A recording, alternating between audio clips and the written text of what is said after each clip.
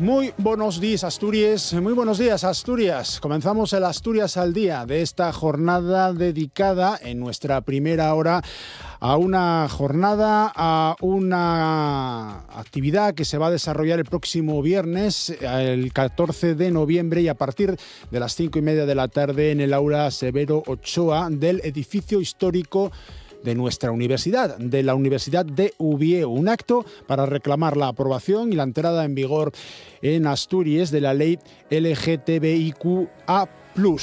Eso va a ocupar la primera hora de este programa Asturias al Día. En la segunda parte vamos a hablar, y mucho, de sidra. Vamos a hablar de sidra, pero no solo de sidra en Asturias, sino de sidra en el ámbito internacional. Vamos a tener con nosotros en estos estudios a el presidente de la Fundación Almastur, a Carlos Rubiera, muy conocido, académico de la lengua asturiana, expolítico, escritor, músico, una persona muy prolífica que ha echado a andar la Fundación Almastur hace ya 3 años y que ofrece el segundo ciclo de conferencias temáticas, y en este caso dedicadas a la sidra. Ahí va a ser también este próximo viernes en Garbelles de Baxio, en el Concello de Sisión, en la parroquia de Caldones, el protagonista Eduardo Vázquez Soto, un experto en el ámbito internacional de la sidra. Y vamos a acabar el Asturias al Día de esta jornada con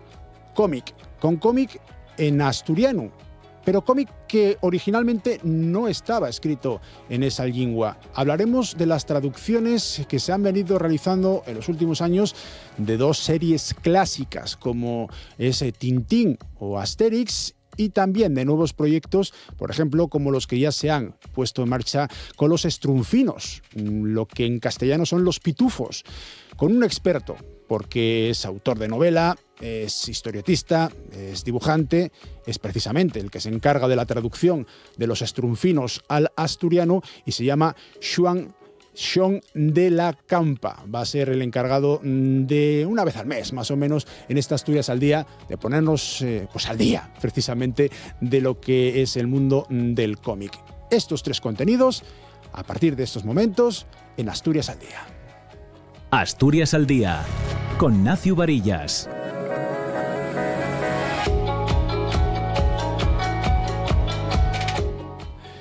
El viernes 14 de noviembre, a partir de las 5:30 de la tarde, en el edificio histórico de la Universidad de Ubieu, se celebra un acto para reclamar la aprobación, la entrada en vigor, por fin, de una vez. Eso es un matiz que ya lanzo yo, pero que vamos a ver con nuestros próximos invitados, la preocupación que hay acerca del asunto de la ley LGTBIQA+, que reconozca, que defienda los derechos de las personas lesbianas, gays, transexuales, bisexuales, intersexuales, queer y asexuales. Y lo del plus, lo del signo del más, incluye a todas las demás identidades que no están representadas por las letras que acabamos de mencionar. Se trata de un acto que está organizado por la Universidad de Ubieu y por 2 entidades, 2 asociaciones, la Asociación Llar Trans y Xuntes y Diverses, con la colaboración del Gobierno del Principado de Asturias. Actividad dirigida a toda la ciudadanía, con acceso libre y gratuito hasta completar el aforo. Bueno, pues hoy tenemos con nosotros, y comienzo por mi derecha, a María Valvidares, es profesora de Derecho Constitucional de la Universidad de Ubieu. Muchísimas otras cosas, pero de momento comenzamos así para darte el saludo. María, buenos días. Gracias por venir hasta los estudios de RTPA. Gustavo García Torre, todo el mundo te conoce como Gus, es el presidente de la Asociación Xuntes y Diverses. Buenos días. Buenos días. Y Ángeles Fal es la presidenta de la Asociación Llar Trans. Ángeles, ¿qué tal? Hola, bien. Buenos días. Y por teléfono tenemos también a Marina Echevarría Sáenz, más conocida como Marina Sáenz, catedrática de Derecho Mercantil de la Universidad de Valladolid. Marina, ¿qué tal? Muy buenos días. Muy buenos días por ahí en Asturias. ¿Cómo estamos? ¿Te encuentras físicamente en Valladolid? Sí, aquí que tenemos un día frío y luminoso. Bueno, no sé pues qué tal por allá. Aquí todo lo contrario, tenemos un día cubierto y con muchísimo calor. A eso de las 6 de la mañana, cuando llegábamos aquí, teníamos 20 grados y estamos en Sisión, en plena costa norte, así que lo del tiempo, bueno, como muchas otras cosas de la actualidad, está bastante vamos a decir, desfasado, revuelto. Sí, señor. Bueno, pues vamos a hablar en primer lugar de la cita del viernes. Van a participar, entre otras, 2 mujeres transexuales, la propia Marina Sáenz, que es catedrática de Derecho Mercantil de la Universidad de Valladolid, y la senadora y exdiputada en el Congreso, Carla Antonelli. Las dos son destacadas activistas, defensoras de los derechos del colectivo LGTBIQ+, en general y en particular de las personas trans. Van a ser presentadas, van a mantener un coloquio introductorio sobre la situación y el contexto de los derechos de estos colectivos a nivel estatal y también a nivel asturiano, con Berta Rozada y Mía Álvarez, representantes de las asociaciones que también hoy tenemos en este estudio, YAR Trans y Xuntes y Diversas. Ángeles, Gus, cualquiera de los representantes de estas entidades, ¿por qué habéis elegido, y empezamos por Ángeles, por ejemplo, a estas 2 figuras? Hombre, yo creo que tanto Carla como Marina son más que mujeres trans, ya son iconos del colectivo, sí, ¿no? Del colectivo LGTBI en general. Tener tanto a Carla como a Marina el viernes en Asturias va a ser un gustazo, un honor. Y esperemos aprovechar para conocerlas, para escucharlas sobre todo y estar un ratito con ellas, que yo creo que merece muchísimo la pena. Claro. Marina, no sé si conoces la situación tal y como estamos tratando de explicar, vamos a explicar en los próximos minutos aquí en la radio y en la televisión pública asturianas en cuanto a estos colectivos en el Principado. Sí, bastante bien. Y sobre todo conozco la lucha que ya se demora bastantes años en Asturias para conseguir aprobar efectivamente una ley autonómica.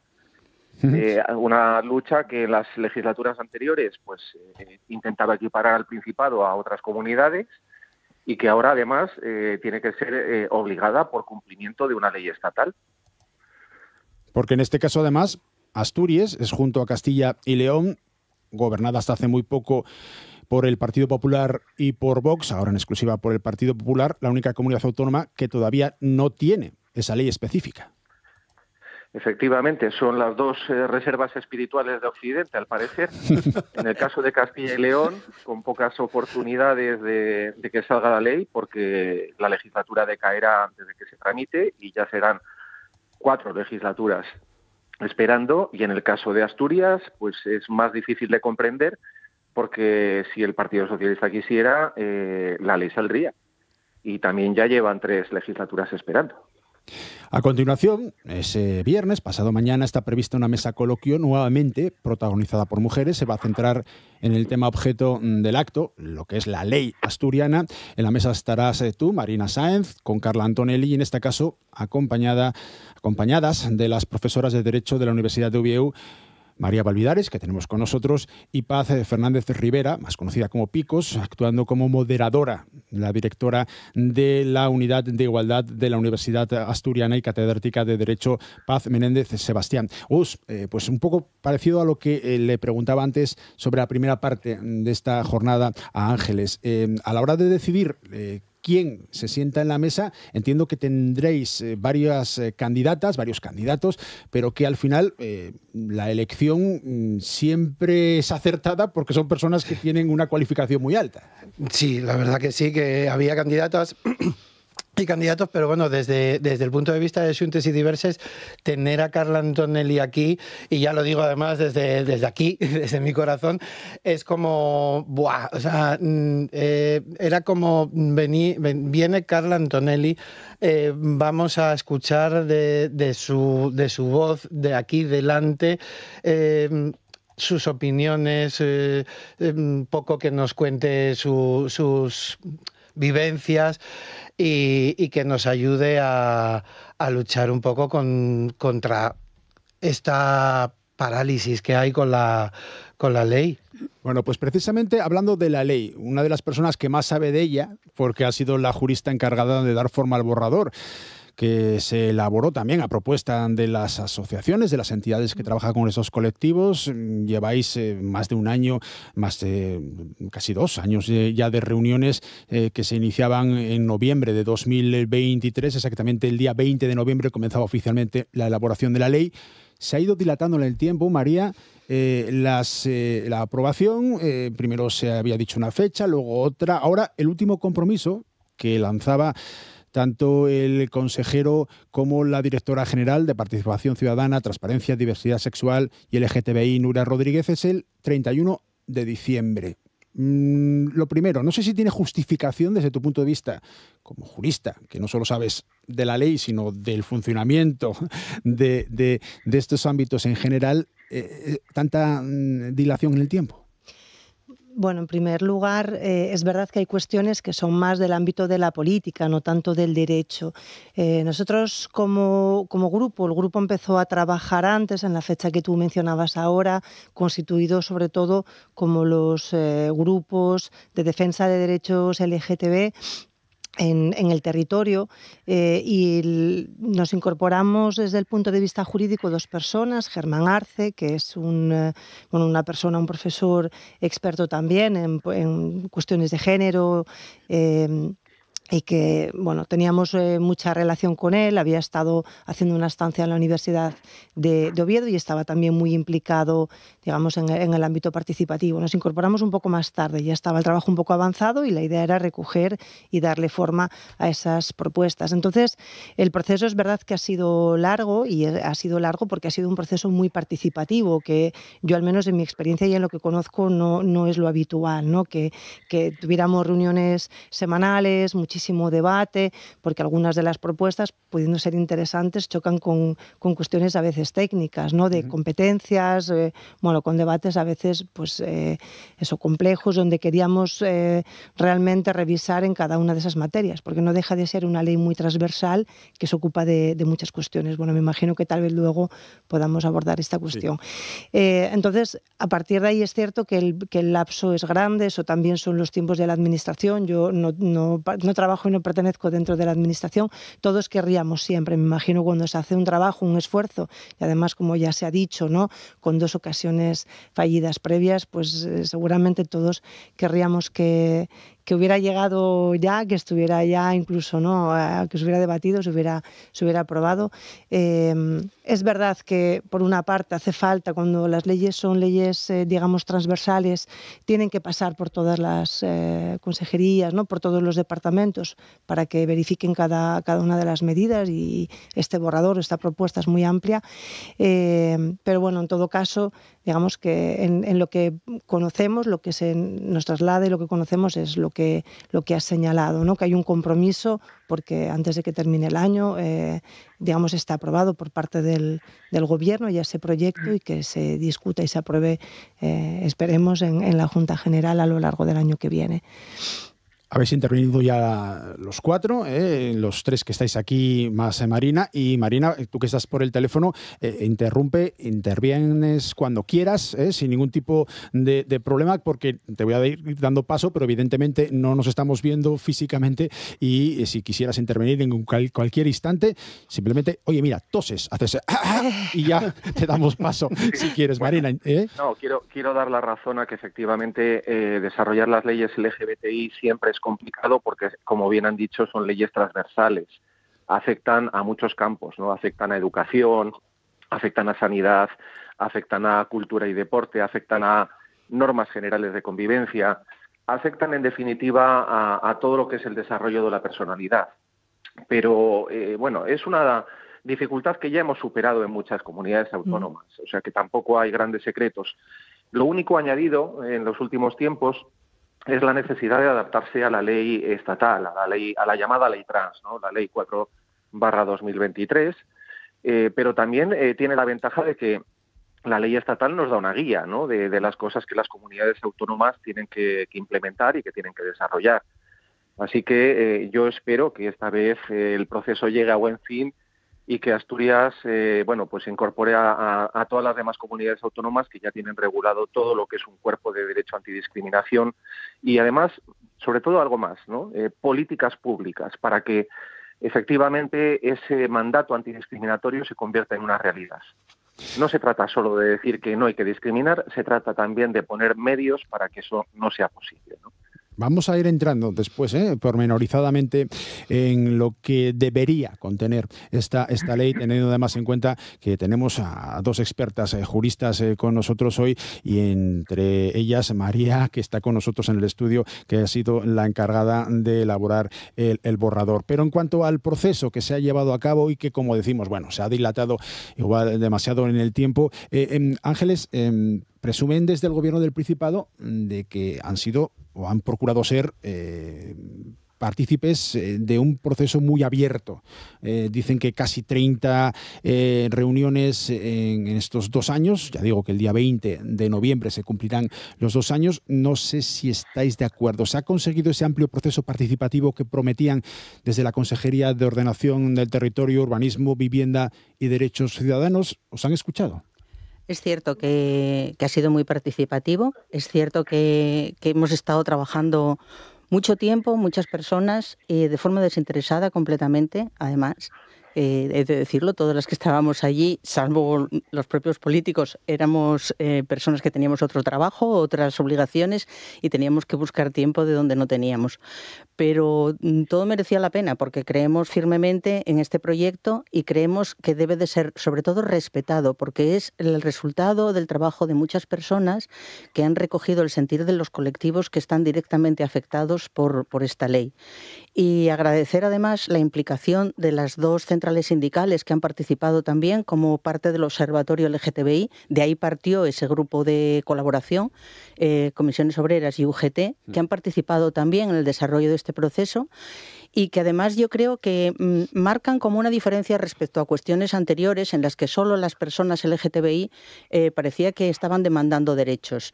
Esta ley es el resultado de la demanda de derechos de la sociedad asturiana, en la que han participado las centrales sindicales. Hemos participado madres, padres, juristas, personas que simplemente tienen a alguien conocido y que les importa que los derechos humanos en Asturias estén por debajo de los derechos humanos en otras partes, y creo que eso el gobierno asturiano debe tenerlo muy en cuenta y no puede dejar pasar esta ocasión, porque creo que ya va siendo hora y no admite más dilación. Gus, ¿cómo lo ves tú? Me acaba de dejar sin palabras ella, porque yo opino exactamente lo mismo. O sea, es mucha gente trabajando desinteresadamente durante mucho tiempo, y entonces ahora ya es el momento. Una vez que las personas que tenían que hacer el borrador, que los juristas lo han visto, o sea, ya no puede retrasarse más la aprobación de esta ley. Son derechos humanos. No se está pidiendo nada que no sean derechos humanos. ¿Detectáis en algún momento algún tipo de presión fuera de lo que es meramente vuestros colectivos, en cuanto a que hay algún colectivo social diferente que diga, ¿para qué vamos a reconocer derechos a estos? No lo sé si en algún momento habéis detectado eso que a veces llamamos homofobia. Aquí va mucho más allá porque son colectivos diferentes, pero todos arropados bajo esas siglas. ¿Lo estáis viendo? Eso, claro que lo vemos. Resúmelo en una frase, yo siempre lo resumo en la misma, es cuando escuchas eso de si ya pueden casarse, ¿qué más derechos necesitan, no? Entonces es como necesito el derecho a que no tenga que necesitar el derecho. O sea, ¿por qué yo tengo que ser una persona diferente a ti por el simple hecho de sentir diferente a ti? Entonces, creo que además sí. En el caso de las personas trans, en Asturias tenemos mucho, pero mucho pendiente. Y en ese sentido la ley es muy necesaria, pero una cosa que decía Marina, las políticas públicas, eso sí que es necesario. El ponerse, el arremangarse y ponerse a poner los medios, a que la atención sanitaria no dependa de un solo endocrino, que ahora parece que están mejorando, ¿eh? O sea, han incorporado a una segunda endocrina, nos hemos enterado hace unos días, y esperamos que eso sea un pequeño paso para seguir caminando. Claro. Bueno, a ver, el contenido de la ley, que vamos a lo que es el meollo de la cuestión. Estamos todavía con un borrador, pero ya están muy definidos los parámetros que debe incluir esa normativa. María Valvidares, profesora de Derecho Constitucional, jurista encargada de dar forma a este borrador. Sé que es muy difícil, tendríamos que estar horas y horas, pero antes Marina hablaba de la necesidad de un mandato vamos a llamar, de respeto, de reconocimiento, de defensa, y luego de medidas concretas para poder aplicarlo. Luego, Marina, te pregunto a ti también, pero vamos, de momento, ahora mismo, María, cuando tú te pones a redactar, lo mismo que el escritor que encuentra la hoja en blanco, tendría que empezar a aportar ideas, a buscar, poner jurídicamente sobre el papel todas las demandas que se van recogiendo en esas reuniones, casi 30. ¿Cómo lo haces y en qué parámetros te estás fijando? Bueno, la verdad es que el grandísimo trabajo son las aportaciones que hicieron las entidades, ¿no? Como decíamos antes, nosotros, Germán y yo, nos incorporamos un poco más tarde. Es verdad que todavía yo creo que os estabais organizando, lo pueden contar también o mejor que yo, porque nosotros nos hemos encargado de darle una forma jurídica. Yo tengo un empeño, un compromiso muy grande con la claridad de las leyes. Creo que nuestras leyes no son claras y creo que eso es un problema en general para la ciudadanía, y más especialmente cuando son leyes de derechos y leyes antidiscriminatorias, que además en muchos casos se dirigen a colectivos tradicionalmente discriminados, muchas veces en situaciones, digamos, de riesgo de vulneración de derechos. Y por lo tanto, teníamos un empeño muy grande en que, digamos, la ley fuera pues lo más estructurada, coherente posible, clara, accesible en ese sentido, digamos que aterrizara todo lo necesario del mandato, lo señalaba antes Marina, ¿no? Del mandato de la ley estatal. Tenemos una ley estatal que nuestros poderes públicos, también los autonómicos, locales, todo el sector público debe cumplir, y donde la sociedad además tiene que tener también una participación.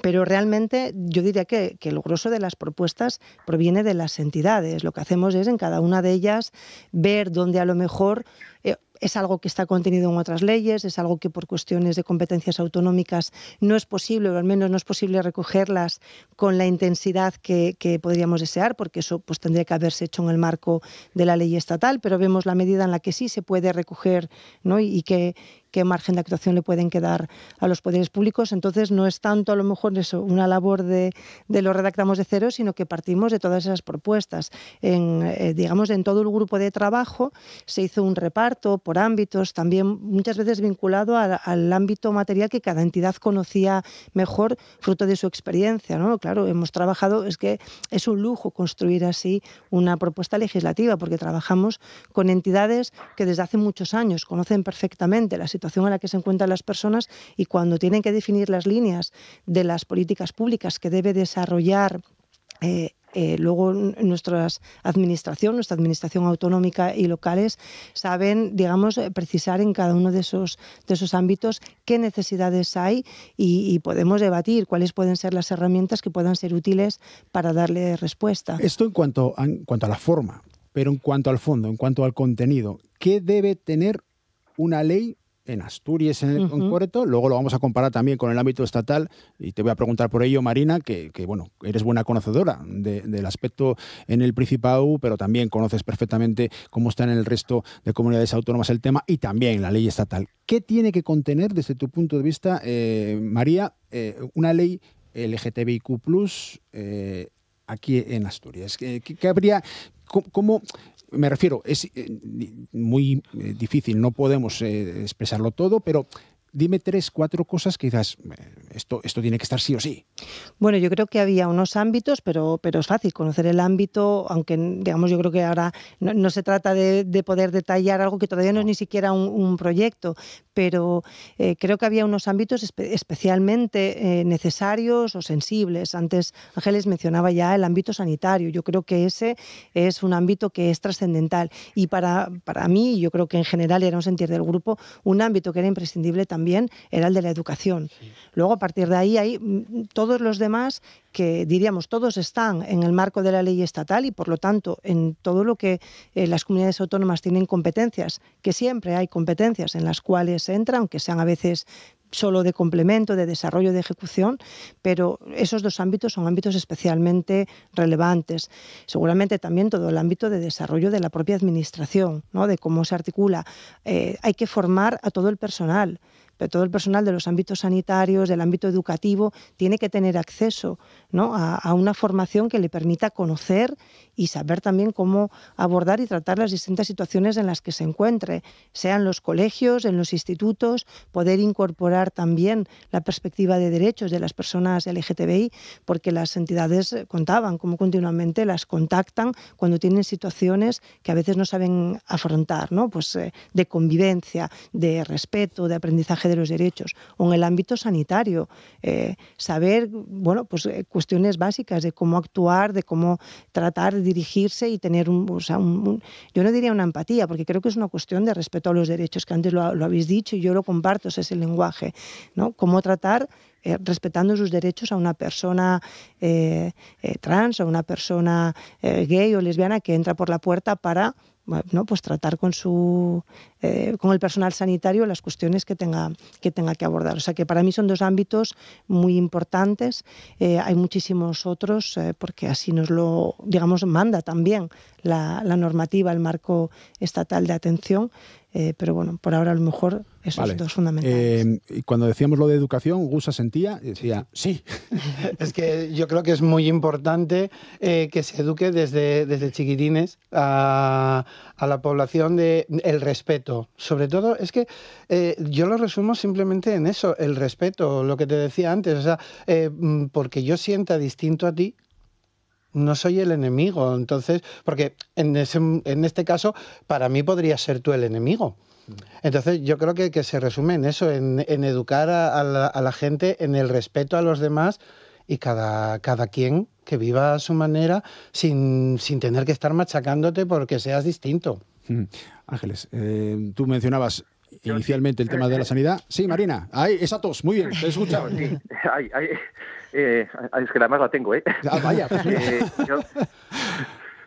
yo diría que sí, efectivamente, vamos a ver, las leyes LGBT que han ido saliendo por todo el país han afrontado muchas veces una oposición más o menos claramente homofóbica, pero también muchas veces pues los recelos, las reticencias de gente de buena intención, pero que tenía miedo de ir demasiado lejos o de cómo podía cambiar las cosas en el ámbito social, etcétera, ¿no? Y eso ha dificultado muchas veces que las leyes pues fueran estructuradas y fueran coherentes. A estas alturas, aunque tenemos una oposición muy clara por parte de algunos grupos, y todos pensamos, por ejemplo, en Vox y en algunos sectores de la derecha más integrista o más tradicional, tenemos afortunadamente pues experiencia suficiente como para poder hacer algo que sea coherente. Y se ha dicho educación y sanidad, claro que sí. Y muchos otros aspectos que a veces olvidamos, ¿no? Hay una generación de mayores que han vivido en el armario durante la dictadura y durante la transición y que ahora pues afronta su vejez en una situación a veces vulnerable o de dependencia, y los servicios sociales tienen que tenerlo presente, ¿no? Tenemos el tema de la gente que está en riesgo de exclusión laboral, que también pues los servicios sociales tienen que integrar este aspecto de la sociedad que muchas veces se olvida, ¿no? La de las personas trans en riesgo de exclusión social, por ejemplo. Hay que asegurar que los niños puedan acceder, aunque sean trans, por ejemplo, libremente al deporte, sin encontrarse con todo este círculo mediático que se ha montado en torno a la participación de personas trans en el deporte. El deporte escolar, el deporte federativo, no es el deporte de las Olimpiadas, es un elemento de cultura, de integración, de desarrollo personal, y ahí no tiene que haber exclusiones. O sea, en fin, podríamos también decir que una ley que no tenga un capítulo sancionador, por desgracia, pues es como una ley que da muy buenas intenciones, pero luego no tiene mecanismos para hacerlas cumplir. Entonces... Con tos y sin ella te estamos perdiendo, Marina. A ver, hola. Hola, ¿me sí, oyes? Ahora bien. Estabas diciendo que necesitábamos un capítulo sancionador. Sí, o sea, el capítulo de infracciones y sanciones, por desgracia, también suele ser necesario en las leyes, ¿no? Porque si no, pues bueno, las no siempre se cumplen. Bueno, pues así lo tenemos. ¿Tenemos en el borrador ese capítulo sancionador, María? Sí, sí que está. Ya el propio marco estatal contiene, ¿no?, esas previsiones, y en la medida en la que se pudieran realizar en el territorio de la comunidad autónoma con arreglo al marco estatal ya está, pero sí que las contiene, porque ahí compartimos esa visión del derecho. Hay medidas que están más dirigidas para constituir obligaciones de políticas públicas para los poderes públicos, pero hay otras previsiones más concretas donde se habla de respeto de los derechos fundamentales cuando se realice la prestación de servicios, y está previsto, ¿no?, en la medida que también permite el marco competencial, y siempre, bueno, pues con arreglo a todos los principios que manejamos en el ámbito sancionador, de proporcionalidad, de las garantías en el proceso, pero también hay previsiones de que pueda haber infracciones y sanciones como desarrollo también del marco estatal. ¿Y esas sanciones podrían ser de tipo administrativo, de tipo económico? ¿Qué tipo de sanciones se podrían reflejar? Sí, las sanciones que son posibles aquí prever son de tipo administrativo, ¿no?, con medidas de sanciones económicas, a veces con medidas, pues siguiendo el marco que existe, ¿no?, en la administración, en el ámbito sancionador de la administración, de no poder concurrir a determinadas subvenciones, o del marco de la contratación, ¿no?, que son todo herramientas que ya conocemos, que no es que presenten, digamos, en ese sentido una vez más nada extraño que no se conozca, ¿no?, que sea la forma de trabajar para que los distintos actores sociales pues cumplan con las obligaciones que tienen que realizar, que están previstas en las leyes, para contribuir a hacer efectivos los derechos, en este caso sobre todo los derechos a la igualdad y a la no discriminación en el acceso a bienes, servicios, etcétera, y por lo tanto... Sí, yo quería comentar con esto que precisamente en el grupo de trabajo yo creo que al menos a mí me resultó muy sorprendente, aprendimos mucho con María, ¿no?, porque pensábamos que, bueno, toda esa oposición y estas cosas que estuvimos viviendo a una ley que parecía que era todo nuevo, y resulta que hay muy pocas cosas nuevas, casi todo está ya pensado. Estas sanciones administrativas ya vienen reguladas en otras leyes, hay previsiones de faltas de, no sé, en contra de la igualdad que ya están previstas en otras leyes, en la ley del menor ya hay muchas cosas que están previstas, y que simplemente en esta ley pues lo que hay que hacer es un compendio de todo eso y articularlo de manera que sea aplicable en Asturias, entiendo yo, ¿no? Es la manera mía de decirlo, que no sé si es muy correcta jurídicamente, pero así para andar por la calle yo creo que se entiende, o así lo viví yo, no decía, bueno, resulta que pensábamos que iba a ser tan difícil y esto no es tan nuevo. O sea, es algo que yo creo que la gente se ha venido asustando porque, no sé, porque lo que decía Gus, lo distinto parece que es agrede, ¿no?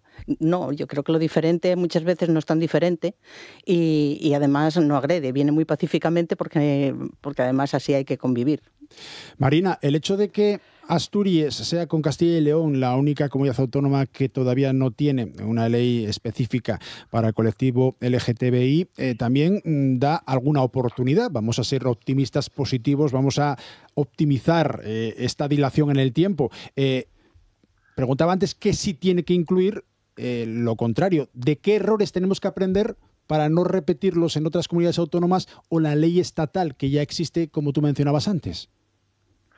Sí, el hecho de ser los últimos tiene grandes ventajas, porque claro, ya tenemos la experiencia de todas las comunidades anteriores, ¿no? Y sabemos qué cosas han podido funcionar bien y cuáles pues a veces eran bien intencionadas y no han dado tanto resultado. En cuanto a las políticas sociales en especial, lo que hay que huir es de los mandatos inconcretos, de las declaraciones de buenas intenciones que luego no determinan qué parte de la administración tiene que ejecutar ese mandato, y en especial de los mandatos en los que no se tiene una idea muy clara de cómo se va a ejecutar la política pública. Ahí... Las autónomas se enunciaron deberes. No es nada buena la comunicación que tenemos con Marina Sáenz, con esta profesora experta en LGTBI, es la primera mujer... Hola. Sí, a ver ahora. Sí, se ve que la señal se va y se viene, lo siento mucho. No, seguro que no es culpa tuya, gracias. Que decía que efectivamente que lo bueno que tiene ser los últimos es que tenemos la experiencia previa, ¿no? Y que lo que hay que huir es sobre todo de las declaraciones de intenciones que no son concretas, en las que no se deja bien claro qué parte de la administración tiene que ejecutar una política, ¿no? todo aquello que dice se hará, pero no indica quién, o que introduce deberes que no sabemos cómo se van a ejecutar, ¿no? Te está poniendo deberes, María. Bueno, espero que, bueno, por suerte tendremos ocasión de encontrarnos el viernes y de conversar con calma, y luego sobre todo nuestro interés, que es cuando se presente por fin el proyecto, se pueda debatir, ¿no? Y se llegue a la discusión parlamentaria. Pero bueno, yo me sonreía porque me reconozco, me siento además un poco aliviada, porque tenía, no voy a decir sensación de culpa, porque la verdad es que yo a una gran parte de las personas que estaban en el grupo, digamos, las conocía por habernos ido encontrando, ¿no? En estos foros y en otras batallas también por la igualdad. Y entonces, bueno, trabajamos en un clima de mucha confianza a la hora de hablar de lo que a lo mejor se podía o lo que veía que podía ser problemático, ¿no? en la cuestión competencial. Pero tenía, yo diría que casi esta obsesión que la repetía, y me daba un poco de miedo que pensaran que quería yo echar por tierra ¿no? las pretensiones o las aspiraciones. Pero decía, tenemos que concretar medidas concretas, porque yo tengo también un poco esa obsesión, ¿no? Como con la claridad, que se sepa qué y quién, porque mi sensación, si no, es que las leyes que en un principio pueden resultar, ¿no? con esto que señalaba Marina, es verdad, pueden tener una parte en la que parece que responda a esa necesidad que tenemos de denunciar la desigualdad, la discriminación, pero luego lo que pueden ser es muy frustrantes, cuando las personas creen que por fin se ha aprobado un marco antidiscriminatorio que las va a proteger y se encuentran con muchas generalidades, con vaguedades que acaban dejando todo a luego la voluntad de quien llegue en el futuro a aplicar o no, o a desarrollar o no políticas públicas. Entonces, supongo que... Perdona, sí. Yo creo creo que lo dices muy bien, y además hay una cosa ahora que nos ayuda, y es que en este año 2025 se ha aprobado por fin la Estrategia Nacional Trans del Ministerio, promovida por el Ministerio de Igualdad y aprobada en el Consejo de Ministros. Y la Estrategia Nacional Trans es una guía verdaderamente para todas las administraciones de cómo se ejecuta el derecho antidiscriminatorio en España, ¿no? En materia LGBTI, porque va indicando cada unidad administrativa que es responsable del desarrollo de cada artículo de la ley estatal o del mandato en las comunidades autónomas. Y eso es una guía que viene de maravilla, porque al final vamos a saber a quién le tenemos que pedir explicaciones de por qué no se ha ejecutado una política pública. Al final vamos a saber quién tiene que darle información acerca de cómo se está ejecutando esa política pública, y al final vamos a poder hacer un seguimiento de si las leyes que estamos adoptando son efectivas o no. Y esto es lo que cambia la vida de la gente, ¿no? El hecho de que al final podamos hacer un contraste de cómo estábamos antes y cómo estamos después de la aprobación de una ley. Es lo que a la gente le importa. Voy a abrir la caja de Pandora. Ya os lo advierto también a nuestros oyentes y a nuestros espectadores. Vamos a meternos en un territorio que es un poco más complicado, aunque yo creo que los que estamos en esta tertulia tenemos todos una idea más o menos parecida, pero no todos los colectivos piensan lo mismo. La pregunta es la siguiente. ¿Se ha cerrado la herida abierta por el rechazo de una parte del feminismo a considerar mujeres a las transexuales? Lo digo para quien no esté muy metido en el asunto. El debate gira en torno a la definición de mujer. Para algunas personas es un constructo social y personal, incluyendo mujeres trans, mientras que para otras, las que se podrían llamar, y esto ya pido disculpas porque es muy genérico y no voy a poder especificar cada asunto, las trans excluyentes, ser mujer es un hecho biológico, por lo que una transexual no podría ser considerada técnicamente mujer. Esto ha conllevado unos problemas gordísimos en el feminismo en España en los últimos años, y me gustaría también hacer una reflexión al respecto. Si quieres, empiezas tú, Ángeles. Sí, yo voy a decir muy brevemente. Yo soy bióloga, doctora en biología, soy madre de una chica trans, soy feminista desde que tengo uso de razón, y soy transinclusiva, por supuesto, apoyándome en la biología que sé, en la maternidad que siento y en la mujer que siempre me he considerado, y que siempre he considerado a mi hija mujer, como ella ha dicho, porque creo que nadie mejor que ella lo sabe. Gus. Si eres mujer, eres mujer. Da igual que seas mujer de nacimiento porque alguien en un momento dado ha decidido que este sexo es masculino y este es femenino. Podían haberlo dicho al revés. Y entonces los que se supone que somos hombres fuéramos mujeres. Entonces la biología lo dice, si te sientes mujer, si eres mujer, da igual que tengas vagina o que tengas pene. Marina, tú fuiste la primera catedrática de España transexual. Aquí tendrás mucho que decir también. Sí, vamos a ver, esa herida sigue abierta, todavía hay grupos trans excluyentes que son activos, aunque ahora parece que están un poco más calmados, lo cierto es que su labor de difamación en ocasiones y sobre todo pues de denigración de la posición de derechos pro-trans continúa, muy activa. Porque al final lo que ocurre es que estos grupos se han convertido fundamentalmente en grupos antiderechos que son muy funcionales a todo lo que está pasando por el mundo con este auge de la ultraderecha. Estamos viendo en Estados Unidos, en Rusia, en Bulgaria, en Hungría, incluso en Gran Bretaña, la proliferación de políticas antitrans y de leyes antitrans que nos segregan legalmente, que nos excluyen del ámbito social y que de alguna manera nos están estigmatizando y nos están señalando. Y todo esto es un peligro. Y esto se basa en una interpretación muy simplista, muy reduccionista, esencialista, de lo que es la sexualidad del ser humano, reduciéndola a la genitalidad. O sea, 50 o 60 años de feminismo para que de repente nos digan que una mujer lo es únicamente por su genitalidad, o frente a esa frase que ya nos dijo Simone de Beauvoir de que una mujer no es que nazca, es que se hace, ¿no? Se hace. Y esa idea de que efectivamente es que aquí hay un constructo social. Vamos a ver, en todas las sociedades, en todas absolutamente, la interpretación de los papeles que tienen hombres y mujeres es un constructo social.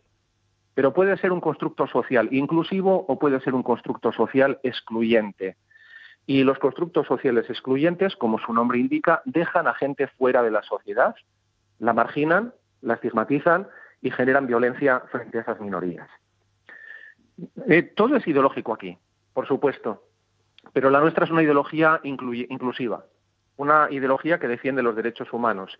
Y la ideología que hay detrás de esta apelación a de que una mujer solamente puede nacer es excluyente y lo que pretende es dejar a una parte minoritaria, sí, pero una parte de la sociedad fuera, en los márgenes. María, ¿va a haber una definición de mujer en la ley? En principio en el borrador, ¿no? Porque entendemos que en el marco, digamos, estatal, que es el que marca las pautas de las condiciones básicas, ya están hechas las definiciones que se consideraron necesarias. Y además, precisamente porque entendíamos que como administración autonómica, como poderes autonómicos, lo que debíamos hacer era cumplir con esa obligación que ya pone el marco estatal, aunque por supuesto pueda haber luego en todo lo que se ha considerado posible y deseable, no sé, avances, otras propuestas, un desarrollo de contenido, pero bueno, entendíamos que la fuerza es un consenso social que está alcanzado a nivel estatal y dentro del cual las organizaciones se reconocían, eran organizaciones que también en gran medida habían participado de él y que ese marco de referencia seguía siendo el adecuado, ¿no? En cuanto a meterme en charcos, vais a permitir que siga mojando no los pies, sino hasta el pescuezo y más arriba, porque mencionabas tú antes, Marina, la necesidad de reconocer la posibilidad de que niños, niñas trans puedan hacer deporte, pero me gustaría reflexiones por parte de los 4 tertulianos que tenemos hoy con nosotros respecto del plano ya competitivo a alto nivel. Lo lanzabas tú antes, Marina, el tema de, por ejemplo, competir en Juegos Olímpicos personas trans. No sé si hay ya algo legislado al respecto. También entra ya una complicación muchísimo mayor porque ya no es exclusivamente una comunidad autónoma, no es exclusivamente un Estado, es el Comité Olímpico Internacional, por ejemplo, el COI. ¿Cómo está esto y a qué aspiramos? Sí, si me lo permites, sí que claro. Hay muchas cosas escritas ya sobre esto. En realidad, nosotros tenemos una ley del deporte que deja bien claro que el deporte es mucho más que competición y que no cabe la discriminación de las personas trans en el deporte. Y las normas del COI, del Comité Olímpico Internacional, hasta el día de hoy permiten a las personas transexuales en determinadas condiciones acceder a la competición. En la Olimpiada de Tokio, 32 atletas transexuales compitieron sin que hubiera ningún conflicto ni ningún problema. En la Olimpiada de París se nos excluyó a 3 meses antes de que empezara la Olimpiada, y aún así hubo un escándalo tremendo con una boxeadora argelina a la que se acusó de ser transexual a pesar de que no lo era, porque estábamos en plena campaña para consolidar una exclusión de las personas trans.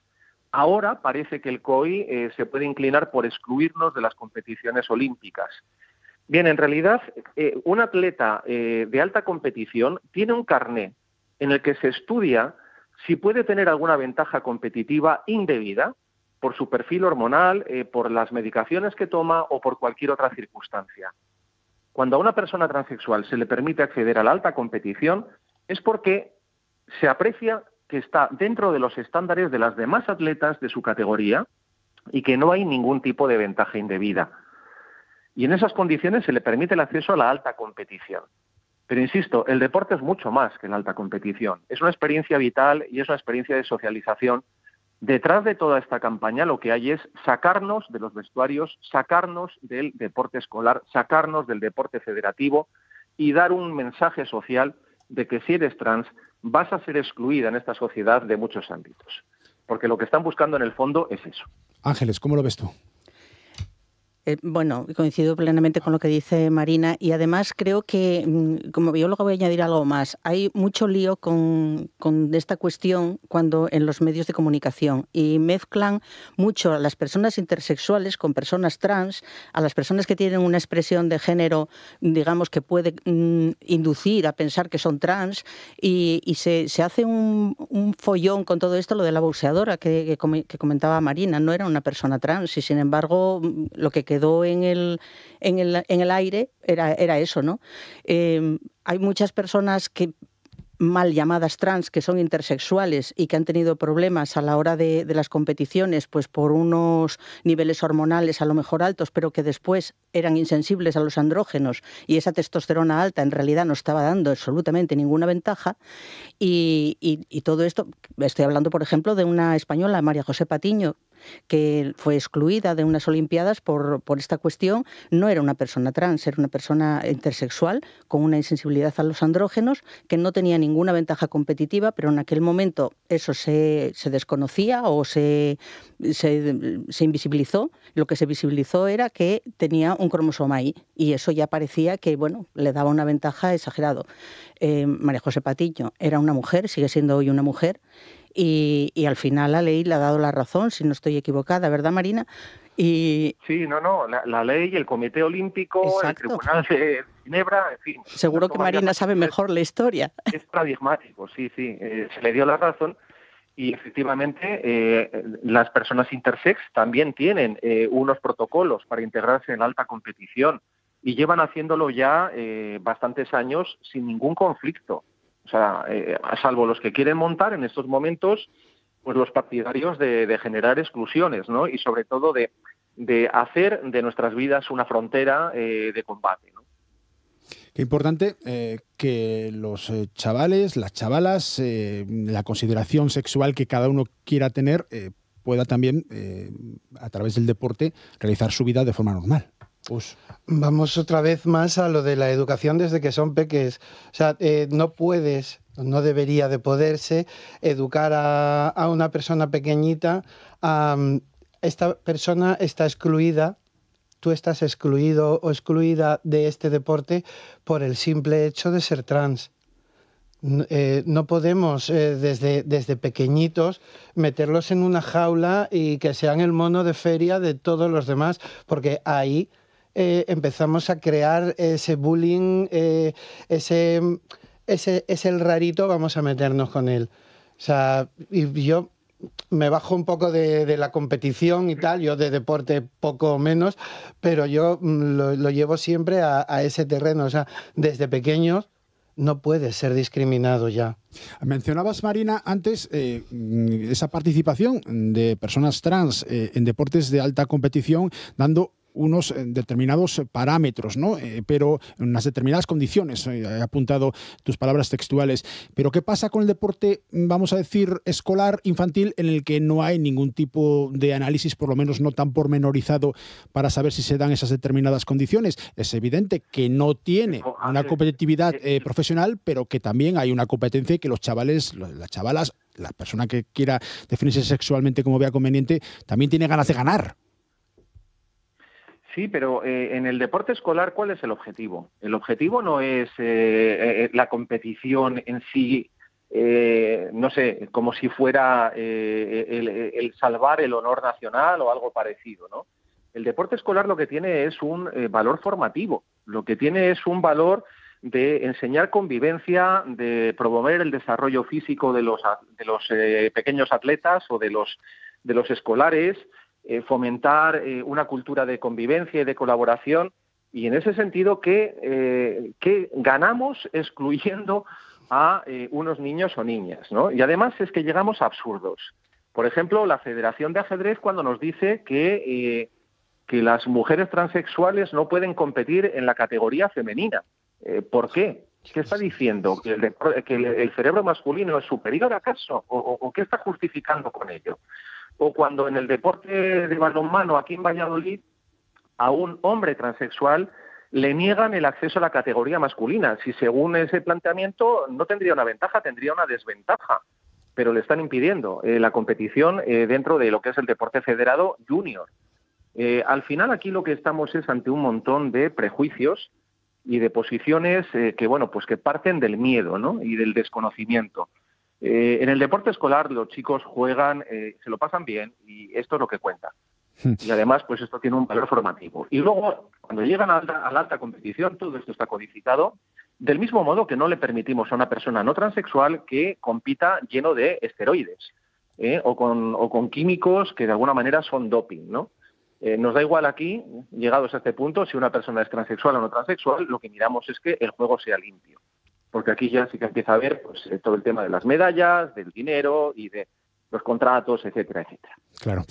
María, que antes se me olvidaba, fuiste también directora de la Unidad de Igualdad de la Universidad de Oviedo cuando Santiago García Granda era rector. En aquella época se puso en marcha algo que inicialmente fue, y esto permitidme que lo entrecomille muchísimo, no se ve la ironía en la radio, pero sí se ve en la tele, esa ironía que quiero dejar caer. Fue un grandísimo escándalo cuando pusisteis baños inclusivos en la universidad, después de que así se reclamara por parte de las asambleas estudiantes de la Universidad de Oviedo. No pasó nada. No pasó nada. Si me permitís, antes de volver de recordar un poco esa época, quería solo manifestar que estoy totalmente de acuerdo con lo que señalaba ahora Marina sobre el deporte de base. O sea, yo eso creo que es... ya sé que no es lo que está mayoritariamente en el imaginario social. O sea, yo tengo un niño que juega fútbol y, claro, cuando yo hablo de los valores que debe fomentar el deporte, me quedo prácticamente sola. Pero yo creo que eso está así, además está así en nuestro marco legal, una vez más, ¿no?, del deporte. Entonces, creo que está muy, muy escondido, o sea, en la última, ¿no?, de las finalidades, pero realmente debería ser un elemento central el aprender a convivir. Creo que en general los niños, las niñas, adolescentes lo hacen de una forma, no sé, sin tanto problema en la convivencia, ¿no?, con la diversidad. Muchas veces les enseñamos nosotros a mirar, ¿no?, a mirar excluyendo o a ver cosas raras donde ellos no lo ven. Y creo que deberíamos tomarnos en serio que el deporte debe ser y es un vehículo extraordinario para la convivencia. Entre otras cosas, transformarlo todo en una competición donde parece que las familias trasladan su preocupación de que es que les van a venir, parece que a fichar, ¿no?, y les va a cambiar. Y que el miguaje, va a ser una estrella.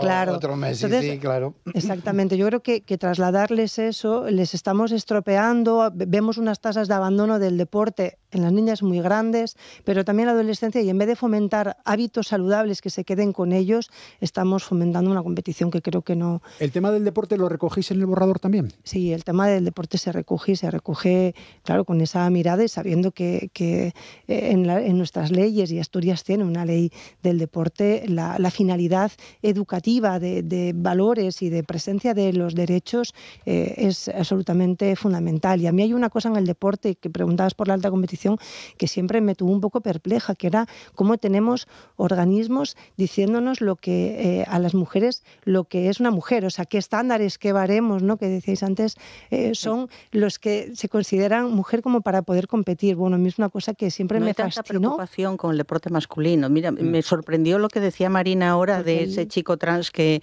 en Valladolid le excluyese, porque lo más habitual es que se metan con las mujeres en el deporte y que nos digan cómo tenemos que ser, efectivamente, lo que decía María, ¿no?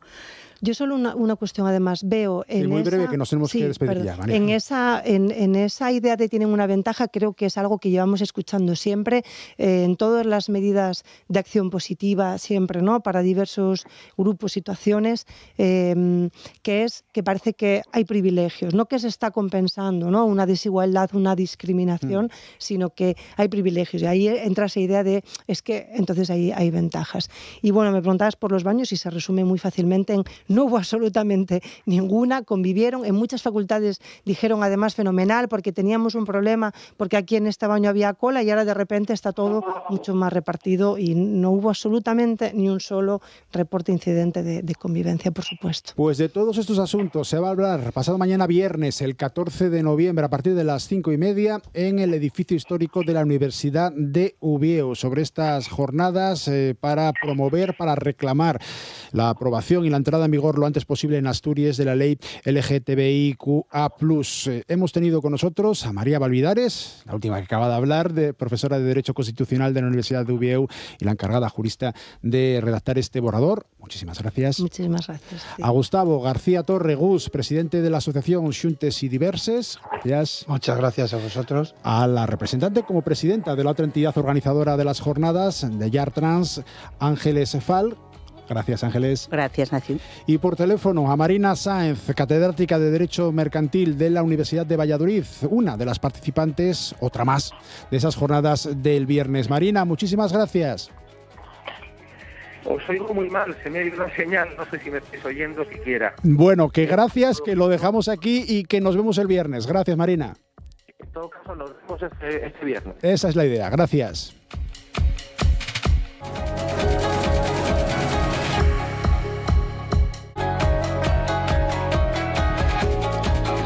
Comenzamos la segunda hora de Asturias al día y nos centramos ahora en la sidra. Y en otras cosas, ¿eh? Vamos a hablar de varios aspectos relacionados con la Fundación Almastur. Es una entidad que promueve una persona muy conocida en el ámbito de la cultura, también de la política en Asturias, como es Carlos Rubiera, que ha comenzado hace muy pocas semanas el segundo ciclo de conferencias de esta entidad, de la Fundación Almastur, y que lo va a hacer en la segunda de esas ponencias este viernes con el otro invitado que tenemos hoy con nosotros. Vamos a darles paso tanto a Carlos Rubiera como a Eduardo Vázquez Coto dentro de unos segundos en Asturias al día.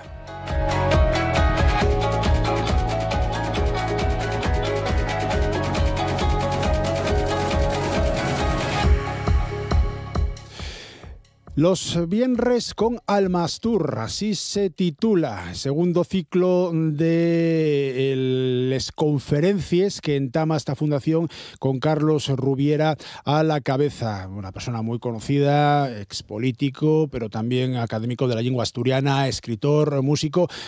Un Leonardo da Vinci del asturianismo, de la cultura y del ámbito social en Asturias. ¿O no, Carlos? Buenos días. Un Carlinos de Caldones. Buen día, buen día.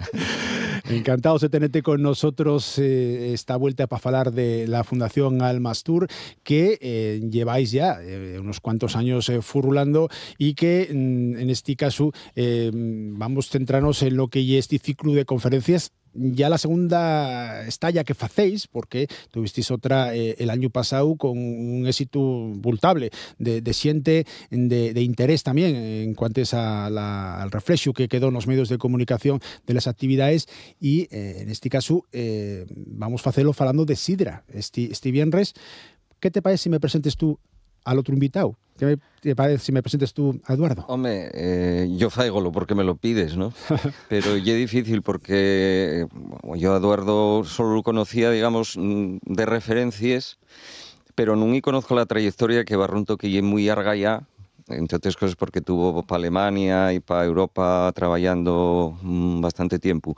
No obstante, bueno, presentámoslo, o yo voy a presentarlo en el día de la conferencia, el viernes a las 8, en Caldones, como consultor sidrero internacional y investigador de la sidra. Y yo sé que tiene en marcha además la redacción de un libro que estamos esperando los aficionados a todos estos temas con verdadero interés porque va a ser un fitu en la historia de la bibliografía sidrera. Eso de como agua de mayo estamos esperándolo, no, vamos a decir como sidra del Duerno. Como sidra del Duerno. Como agua de agosto, que si hubiera venido teníamos más sidra y más manzana este año. Claro, precisamente. Bueno, pues mira, la figura de Eduardo Vázquez Coto, Eduardo Vázquez Coto, que hay que decir bien los dos apellidos. Eduardo, ¿qué tal? Bien, bien. Gracias por hacer el esfuerzo de venir, que sé que además tenéis responsabilidades laborales y que estás haciendo un esfuerzo por poder estar con nosotros, güey. Trabajas en otros sitios, en ArcelorMittal, en la Cámara Española de Comercio de Alemania, que comentaba antes Carlos, en el sector bancario, anguaño en el energético. Hoy estás aquí como uno de los mayores expertos internacionales del mundo de la sidra. Y digo internacionales porque no solo sabe de lo que es la sidra en Asturias, sino también en comparanza con otros sitios del mundo, de todo el mundo, donde también se malla sidra. Formaste parte de proyectos sidreros en colaboración, por ejemplo, con los fundadores prácticamente del nacimiento del Cider World, que hay en Frankfurt, atrayendo también productores de sidra de países extremados o también echando un gavito a la hora de internacionalizar esa cita. Trabajaste con escritores internacionales de libros sobre sidra, escribiste artículos en prensa española internacional, fuiste jurado de muchas competiciones, no les voy a citar todas, pero bueno, vamos a decir, en Estados Unidos, en Australia, en Alemania, en el Reino Unido o en el País Vasco. Formaste parte también de algo que a nosotros los asturianos nos toca mucho y sobremanera ya desde aviento de 2024, cuando finalmente la UNESCO concedía ese reconocimiento a la cultura sidrera asturiana de Patrimonio Inmaterial Cultural de la Humanidad. Formaste parte de la candidatura que a la fin consiguió ese reconocimiento. Cuando te propone Carlos participar en una de las conferencias, en este caso la segunda del segundo ciclo, ¿cómo lo recibes y cómo lo plantees de cara a este viernes? Pues bueno, préstame la tira, sobre todo por un tema que bueno, yo personalmente, no soy historiador, aquí tenemos historiadores muy buenos en Asturias sobre el tema de la sidra, pero en mi caso llevo un poco, bueno, pues que me gusta, pasión y pues me gusta investigar. Llevo muchos años, tengo una bibliografía bastante amplia y he viajado mucho por todo el mundo para saber un poco lo que es la sidra realmente. El tema de la sidra ya que estamos, da igual aquí que en País Vasco, que en cualquier otro país, estamos envueltos en aures de misticismo, de historias, pero falta un poco vaciar la tierra y coger, oye, vamos a ver documentación, vamos a ver lo que ya realmente la historia de la sidra.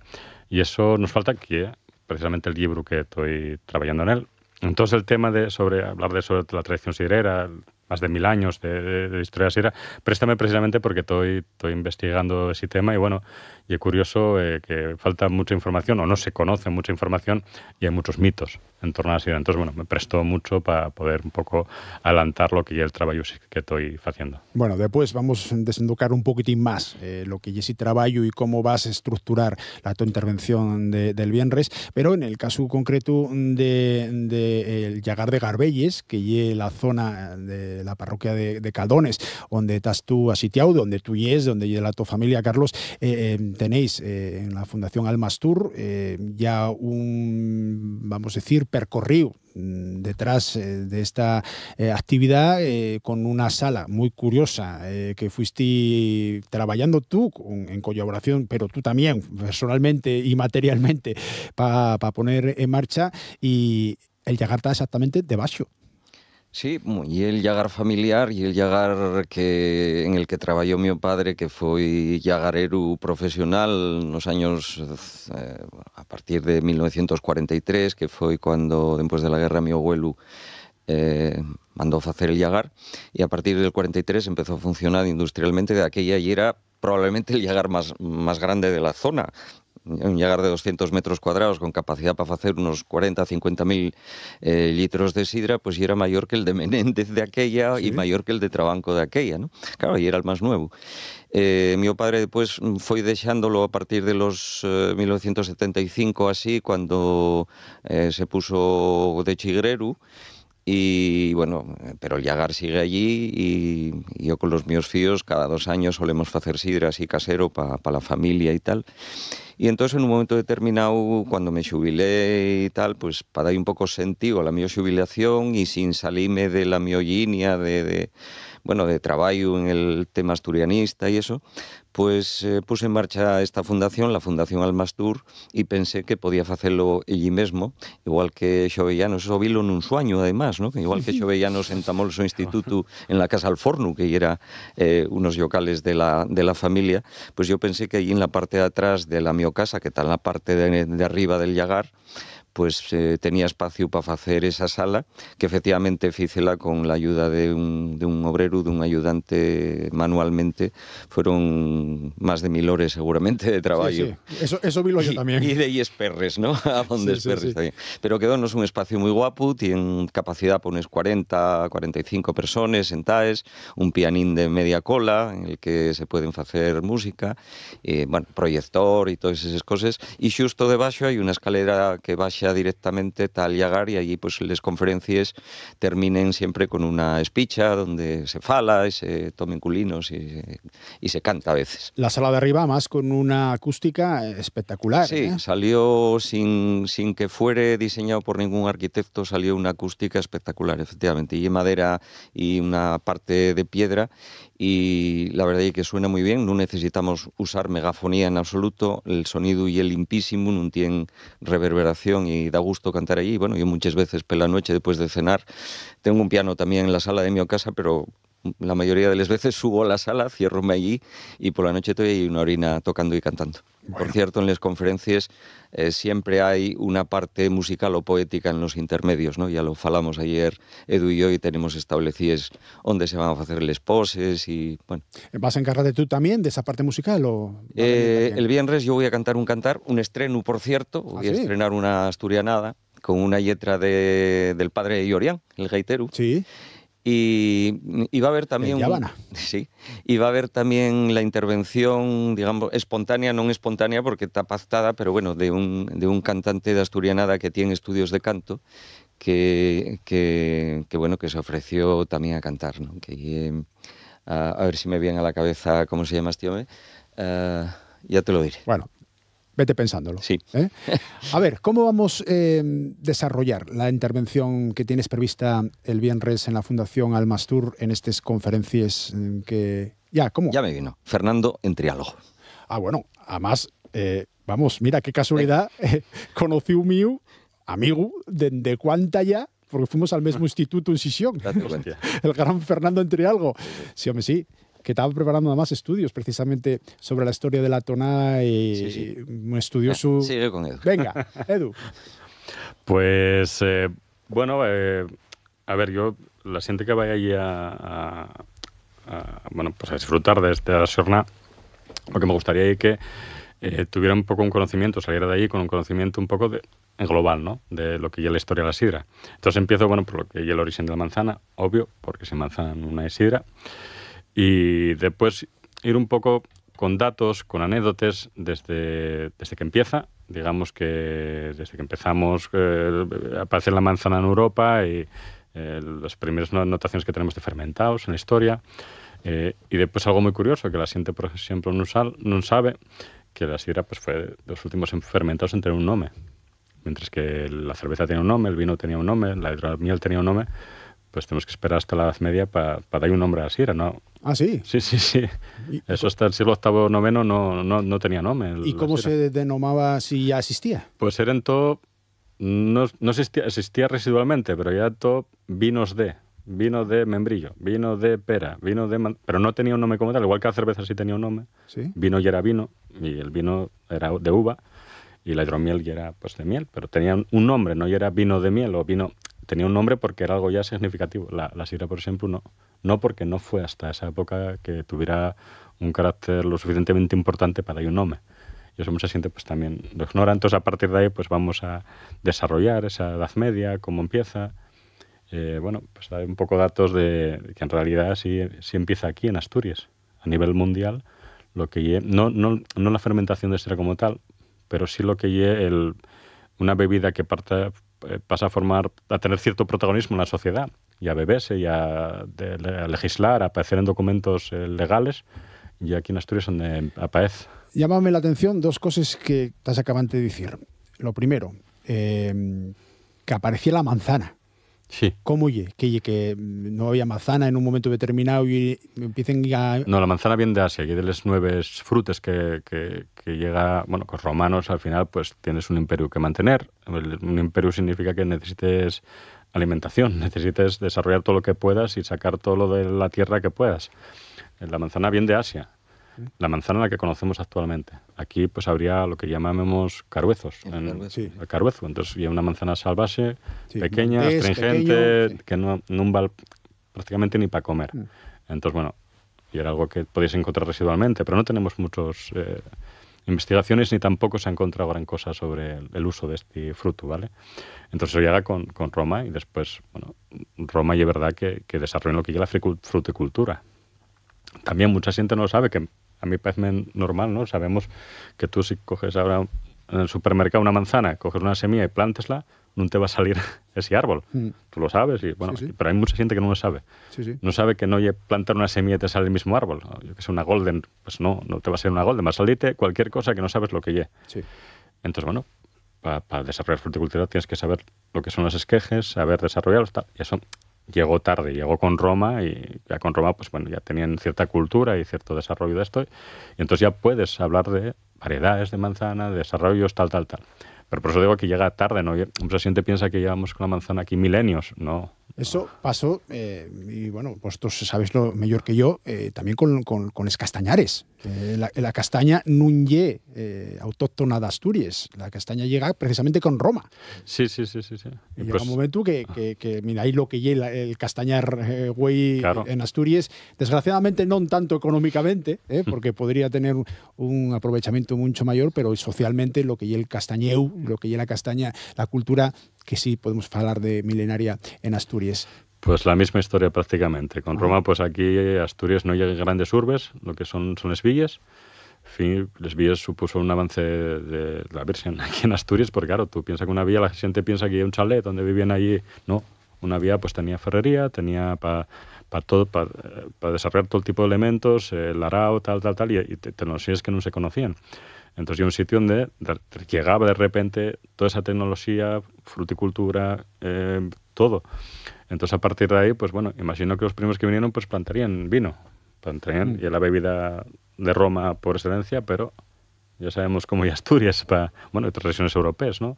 Precisamente, donde se desarrolló la sidra en Europa y donde el vino no se daba. Entonces, quiero pensar que... Y la otra cosa que me pareció llamatible, dices que en Sin Manzana no hay sidra, pero hay sidra de pera, por ejemplo.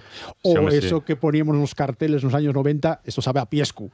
Sidra de piescu no hay, o por lo menos no, tú me dirás, pues pero mira, sí hay sidra de otros frutos, ¿no? Pues en realidad el nombre sidra sí sería más, igual que en esta época, en aquella época, y era todo vino de pera, de manzana.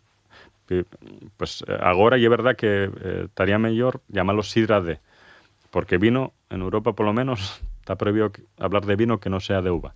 El vino tiene que ser de uva. De hecho, con el tema de la sidra hubo un problema. hay dos regiones, como el País Vasco y Alemania, donde el nombre traducido ya vino de manzana y Europa prohibíalo, que tuvieron que luchar y defender, oye, que si llevamos toda la vida llamándolo de una manera, no nos obligues a cambiar el nombre, porque en Alemania hay Apfelwein, que ya vino de manzana, y Sagardoa en País Vasco ya vino de manzana.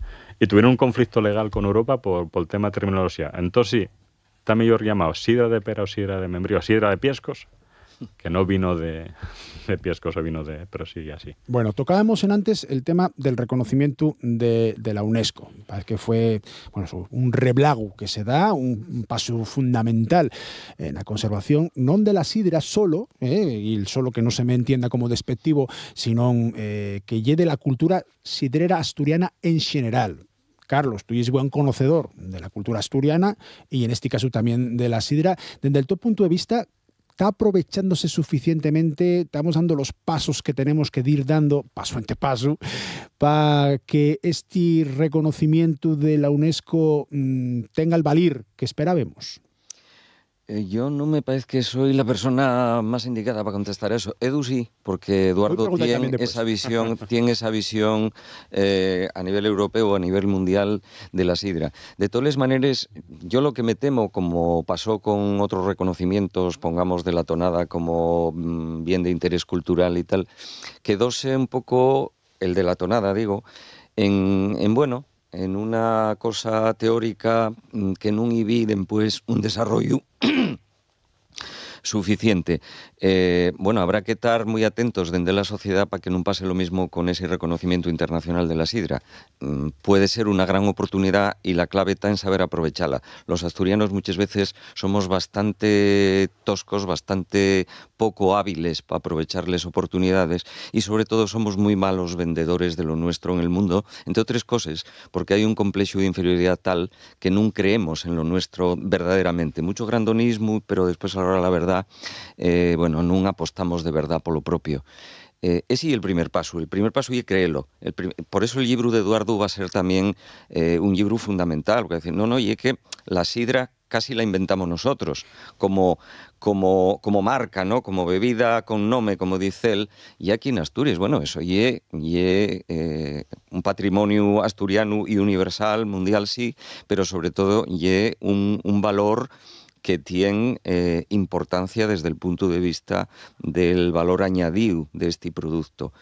Yo alguna vez dije, seguramente con poco rigor, que la sidra podría haber sido la gran industria asturiana. Cuando sabíamos que el carbón las mines tenían que cerrar sí o sí, ahí las instituciones tenían que haber apostado pero de verdad, con millones de verdad y con campañas de verdad en plantar pumaraes y no tener que comprar el 50 o el 60% de la manzana fuera y en crear una industria sidrera que compitiese con la cerveza en toda Europa.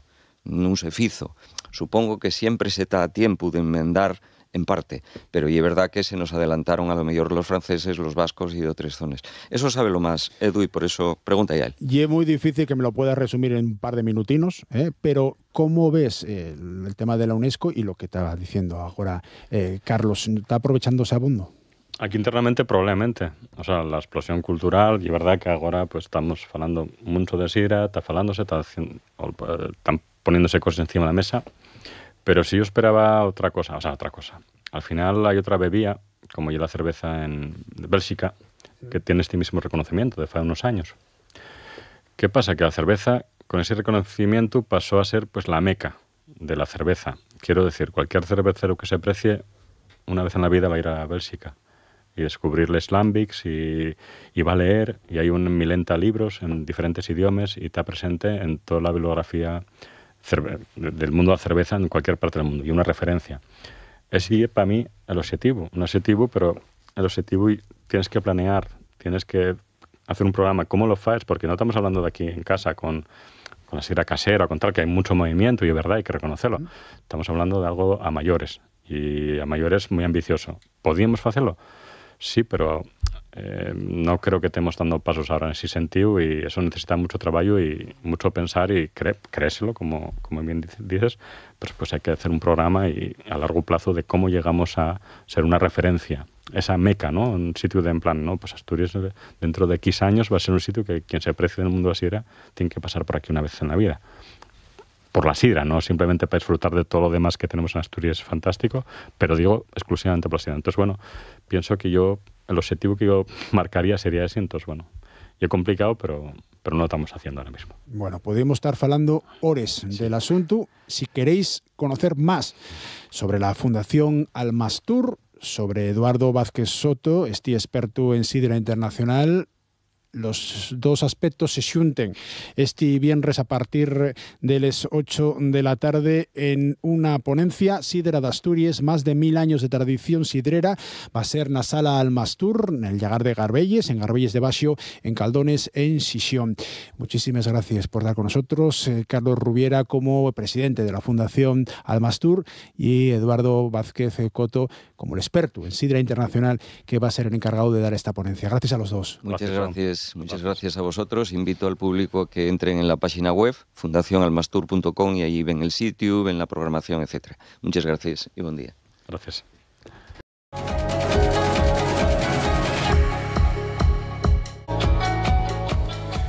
Tercera parte del Asturias al Día. Vamos a entamar aquí una estalla que se va a repetir más o menos una vez al mes y que tiene como protagonista al cómic y a un de los principales representantes anguaño en Asturias, que ya el xixonés Xon de la Campa. No sonrías, hombre, que ya sí, Xon. Gracias por lo que me toca, pero me parece que yo un poco exagerado eso, pero vale, gracias. Muchas gracias por estar con nosotros. Xon de la Campa, muchos ya sabréis quién ye. Vamos a presentarlo. Prometo que va a ser una vez nada más, porque vale, si después se repite una vez al mes más o menos la colaboración, falta, sí, digo que es un escritor, historietista, dibujante y colaborador habitual a partir de dentro de muy poco aquí, pero hoy digo que ye diplomado en grabado por la Escuela de Arte de Uvieu, lo que decía, dibujante, escritor, traductor, ganador en 2023 del premio Alfonso Iglesias de cómic que convoca el gobierno de Asturias por la obra Misterio en el Soterraño, autor de las novelas La bastarda de Pelayo y La Uberxiana y El Fugao, y con muchos proyectos más que solo voy a mencionar una cosa. Y es miembro del Consejo Editorial de Ediciones Radagast. A muchos pasonamos el show de rol Después de Octubre, que entamó con Nicolás Bardio, autor de portadas en esta y otras muchas editoriales, Radagast, y traductor al asturiano del cómic de los estrunfinos, el estrunfísimo, sí, sí, y los estrunfinos prietos. Y un pecado decirlo, cuando falamos en asturiano procuramos que los términos se caltengan como los decimos y no tener que buscar una traducción, pero bueno, para quien no lo sepa, los estrunfinos son los pitufos en castellano. Recientemente la TPA usó los estrunfinos como término para hablar del estrunfín de Siero, y en la editorial estábamos muy contentos porque creemos que hay un término muy original, muy pegado al original belga y por otro lado que suena muy asturiano, entonces estamos contentos de que se use. Porque se dice estrunf. En francés ye estrunf y de ahí agarramos para asturianizar la palabra y llamanlos estrunfinos, estrunfín, estrunfinos. Bueno, pues esa es una muy buena idea. A ver, de mano, hay muchos autores de cómic históricamente en Asturias. Sí, Asturias, yo siempre lo digo, somos un sitio muy pequeño, pero tenemos muchísimos autores y mucha afición, ¿no? El gran Faustino Rodríguez Arbizú, que fue un gran recopilador de lo que ya el cómic en Asturias, publicó La historieta asturiana y ahí falaba de muchos de los grandes autores y autores que salieron después, ¿no? Tenemos desde Alfonso Iglesias, que da el nombre al premio, a Javier Rodríguez, que acaba de ganar un Eisner, de Isaac del Rivero a Alfonso Zapico, los hermanos de la Fuente, que los tres tienen autores sonaos, de Igor Medio a Gaspar Meana, Germán García, hay muchísimos y se diría demasiado enumerarlos. Lo cierto es que casi todos, no todos hicieron, digamos, exclusivamente en asturiano la obra, Gaspar Meana probablemente el que más, pero casi todos hicieron algo en asturiano en algún momento. Y si a eso y xuntes, que tenemos un montón o tuvimos y estamos teniendo en diferentes momentos de la historia de salones de cómic, de convenciones de cómic y la afición que hay en Asturias, y es sorprendente que un sitio de poco más de 1 millón de habitantes pues tenga tanto autor y tenga tanta afición. Hablando de Gaspar Meana, la crónica de Leo II y bestial. Y bestial, y yo siempre digo que hay una cosa que probablemente no se reconozca bastante al prove, por el fecho de que está fecho en asturiano. Sí, él quería dar un punto de autenticidad, ¿no? Y entonces por eso lo hizo en asturiano, y es una obra monumental que probablemente si tuviese fecha en castellano hubiese tenido una repercusión mucho mayor. Sé que fai unos años, en el 2010 o el 2013, hubo una versión en asturiano que se publicó en la Universidad de Baleares, pero no tuvo suficiente promoción. Lo cierto es que la obra es tremenda. Pues morriendo, y espero que ocurra dentro de mucho tiempo, Gaspar Meana, darémonos cuenta de que este señor fizo una investigación histórica rigurosísima, un trabajo artístico impresionante. Dedicó media vida, documentado, pero guapo. A mí que me presta mucho, cuando trabajo en cómic, préstame mucho la documentación, y la documentación que hizo es realmente alucinante. Y una forma de recuperar la historia de Asturias también, y el hecho de que el grado de compromiso con el asturiano, repito, llega de alguna manera pues toda tu obra, comprometela con Asturias y con la lengua asturiana y con la historia de Asturias. Muy bueno. En cuanto a las traducciones, Sean, de cómic al asturiano, ¿qué hemos pues contar? ¿Llega algo que hay mucho? No llega algo que hubiera mucho hasta ahí relativamente poco. En los años 80 y 90, finales de los 80 y principios de los 90, los guajes y mozos de esa época tuvimos la suerte de tener dos iconos europeos traducidos que fueron los tanto Asterix como Tintín, y creo que marcaron una época en ese momento. Parece bien si llamamos per Asterix, por ejemplo. Sí. Yo per Tintín, venga. Bueno, Tintín. Pues Tintín, vale. Venga. Pues Tintín fue un poco el proyecto personal de José Suárez Arias Cachero, conocido como Felechosa, sí. que desde la editorial Aina decidió publicar dos versiones al asturiano de La Isia Prieta y Stock de Coq, dos álbumes muy conocidos de Tintín. Esto ofició en 1988. Y la verdad, la pena fue que no hubo continuidad. Repito, para los que ya éramos mozos en esa época, marcónos, porque tener un icono así, falando en asturiano, fue algo prestosísimo. Y Tenémoslos aquí. Tenemos ejemplares. Tengo aquí Stock de Coq. Vamos a enseñarlo a la cámara. De 1988, y como no tuvo continuidad, y los tintiniegos, los coleccionistas o tintinófilos de Tintín son muy búsquenlo todo. Las ediciones en asturiano hasta hay muy poco valían mucho dinero, sobre todo las del 88, precisamente porque eran muy rares y era una edición muy pequeña, y en internet pagábanse precios altos de pues eso, 200, 300 euros. O sea que... Después, ¿siguió habiendo de aquella más traducciones de Tintín? No, desgraciadamente el tema de las traducciones quedó parado, y no fue hasta 32 años después cuando una editorial de ámbito estatal, Cefirum, decidió sacar unas cuantas versiones de algunos álbumes de Tintín en diferentes lenguas de España, y agarraron el asturiano y expublicaron Objetivo la Lluna, y expublicaron Paseando por la Lluna, que yo como un álbum doble, y también reeditaron la Isia Prieta. Esto en cuanto a lo que finca a los editoriales que estamos acabando de mencionar, Aina y Cefirum, a los títulos, La Isia Prieta, Stock de Coq, Objetivo la Lluna y Paseando por la Lluna, además de la reedición que tú mencionabas ahora mismo de La Isia Prieta. Pero ¿qué me cuentes de los traductores, que también tienen un papel fundamental? Para los dos primeros años 80 de Tintín, el traductor fue el que ahora es presidente de la Academia de la Lengua, José Antón González Riaño, lo cual no deja de amosar que había mucho respeto por el material que se estaba traduciendo y muchas ganas de que saliese bien. Y yo... las traducciones que se hicieron ya en los años, a partir del 2020, de Tintín fízoles María José Fernández López, que curiosamente fue también la encargada de hacer las primeras traducciones de Asterix en el 2013. Que, por cierto, María José y es la responsable enguaño de la Oficina de la Lengua de Xixón. Cierto. Una de las grandes promotores del uso de la cultura en general y de la lengua asturiana en particular. Dijimos al principio que debemos falar Xon de Tintín, pero también otra de las figuras importantísimas en cuanto al cómic mundial, pero en este caso también en cuanto a las traducciones, mejor dicho, al asturiano, y Asterix. ¿Qué me cuentes de las aventuras pues del amigo de Obélix? Del amigo de Obélix. Asterix, que las aventuras de Asterix yo creo que peguen mucho con lo que ya Asturias, porque bueno, fala de esa celticidad prerromana que tanto nos presta aquí, pero Trullau desgraciadamente tuvo la misma suerte que Tintín. Hizo una primera traducción,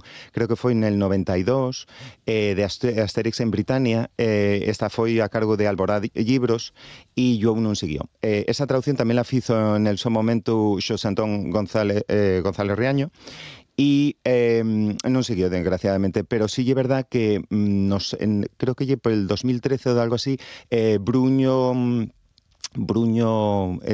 editorial Bruño Salvat entama una nueva etapa que intentar sacar todos los álbumes, o álbumes nuevos y viejos, en todas las lenguas peninsulares, y ahí meten el asturiano. Y ahí tuvo un éxito, por lo menos los primeros álbumes que se sacaron, que rescampló mucho, ¿no? Sí, la etapa de Bruño Salvat, que entama en 2013, entamen con el primer álbum de Asterix que nunca fechu por Uderzo ni por Gostini, que morriera mucho antes, y que tiene nuevos autores, nuevo guionista y nuevo dibujante. Y ya Asterix na tierra a los pictos, y como te decía, faen una campaña en la que es publicen en todas las lenguas de la península, e incluyen el asturiano, y a partir de ahí, como tiene éxito, lo que fan entaman es publicar cada año les novedades, cada año suelen sacar uno nuevo, y los álbumes clásicos. Entonces entaman a publicar dos álbumes al año. Y fai, bueno, pues hicieronlo durante los últimos 12 años, prácticamente salen 2 álbumes al año de Asterix en asturiano, que hay una cosa impensable hasta ahí muy poco. Y la cuestión llegue comercialmente, rentaba. Sí. Pagaba además, la pena. Efectivamente. Los propios libreros, muchas veces, hablando con ellos y tal, ellos decían que agotábase con más facilidad y vendía más la versión en asturiano que la versión en castellán. Probablemente por un conjunto de cosas, porque hay mucha gana, por un lado, porque también, digamos que failo más nuestro, ¿no?, de alguna manera, y una cosa que presta. Entonces, sí, les cifras de ventas quieren y son, hasta donde yo sé, muy buenas. Vale, pero estamos hablando casi en pasado. Sí, porque desgraciadamente este año y el primero después de 12 años que decidieron, desde la editorial Bruño, decidieron poner en hiato. Yo siempre, cuando la gente me entruga, yo siempre os digo, a ver, no tan canceláis las traducciones, porque entrugué yo para ver si se podían precisamente agarrar los derechos si no tenían interés en publicarles en asturiano.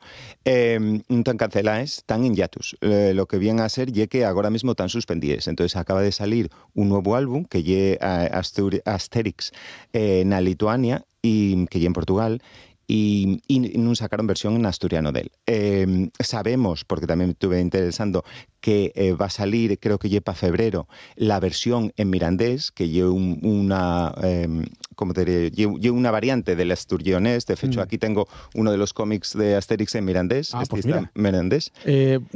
Para los oyentes que no ven la imagen, el típico formato de los Asterix de Goscinny y de Uderzo, en este caso con los autores nuevos, sí, con Gat como el dibujante y como Ferry como el autor de los textos. Voy a enseñarlo también a cámara para los espectadores de TPA. Vamos, tienes unos incunables aquí. Sí, yo tengo un poco de todo. Bueno, que ya puedes llevar una caja fuerte, ¿eh? Un día me enseño pues todos los cómics que tengo en casa, que son más de 4.000, y entonces flipes. Pero bueno. Oye, vamos a hacer un especial sobre eso. El fecho ya que, aunque ahora mismo no vamos a tener versión del último álbum de Asterix en asturiano, sí vamos a poder tener, puede mercarse por Amazon o la FNAC o un montón de cosas por correo, sí vamos a poder tener la versión en mirandés, que no es exactamente como el asturiano, pero es muy asemejado. Dicen filla, dicen... Sí, y del tuero asturionés. Y del tuero asturionés, y bueno, hay que consolarse con eso, pero ahora. Bueno, otro finxu na traducción de los cómics al asturiano de ámbito mundial, tiene a ti como protagonista, como decíamos al principio, ¿no? Con el tema de los estrunfinos. Sí. Bueno, non llegue, pasote para que veas un poquitín, non pasó un álbum de los Estrunfinos, non llegue que me tenga a mí como protagonista, pero sí es verdad que digamos, los grandes iconos del cómic europeo traducido al asturiano, el tercer gran icono y precisamente los Estrunfinos, ¿no? Los Estrunfinos entamaron a publicarse en asturiano en 2024, fue una idea de la editorial, estábamos falando precisamente de eso, que queríamos agarrar de algún icono potente europeo del cómic para intentar publicarlo en asturiano. Comentamos en Espirú, pero Espirú ya he conocido, pero digamos que hay un escalón menos conocido en España en particular, porque en Francia o en Bélgica ya he conocido, no se conoce tanto, pero como... hay un escalón per debajo. Y entonces a mí, que soy un poco más viejo, ocurriéseme los Estrunfinos precisamente porque yo de niño llegué a los Estrunfinos y bueno, veía la serie. Los primeros álbumes de los Estrunfinos son muy adultos en el sentido de que también traten temas muy entretenidos para la gente adulta y entonces a partir de ahí entamamos a trabajar por conseguir los derechos. Y una vegada que conseguimos los derechos, que fue difícil porque la casa madre en Bruselas pon muchas ¿cómo te diría yo? Muchas condiciones y muchas peculiaridades que hay que algamar. Una vegada que lo conseguimos, pues nada, yo sé francés, aparte de inglés, y púnseme yo a tornar y la verdad que quedamos muy contentos. La gente está teniendo buena recepción entre la gente y van a venir más, que yo lo guapo, seguir. Vale, vamos a hablar de los dos que tenéis, de momento. El Estrunfísimo, que lle el número 1, y después ese que tienes ahí, y el que me estabas acabante de apurrir, que lle los Estrunfinos Prietos. Dices que hay que algamar primero, conseguir los derechos, como es obvio, porque hay un derecho de propiedad intelectual detrás, hay una serie de motivos económicos. ¿Cómo vos arregláis en una editorial que tiene la su solera, la su importancia, pero no desea de ser piquiñina como Radagast para llegar a este término?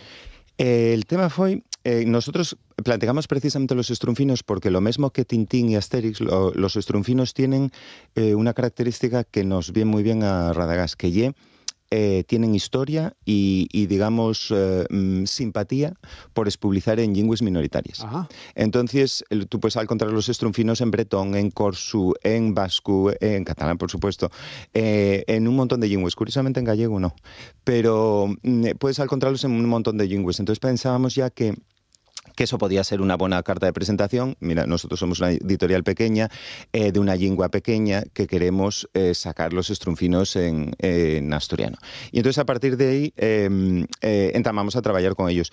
Ellos ponían una serie de condiciones en cuanto a cómo tenía que ser la tirada, de calidad, de número de ejemplares y demás, y luego pusieronnos unas condiciones muy interesantes muy curiosas digamos, de cómo tenía que ser la traducción, porque no deja de ser un icono mundial. O sea, los Estrunfinos son conocidos en todo el planeta y no podía haber cosas ofensivas, no podía haber cosas religiosas, no podía haber cosas... Las traducciones tenían que estar muy marcadas. Entonces yo cuando ya hice dos tornes, cuando acabamos la traducción, mandámosla a Bruselas. Yo no sé quién la revisa. Imagino que tendrán ahí un inmigrante descendiente de asturianos que lo mira, porque no sé cómo entienden lo que yo pongo. Pero bueno, ellos tienen que aprobar esa traducción. Y una vegada aprobada, pues ya está. Ya entonces entamamos con lo que ya la edición.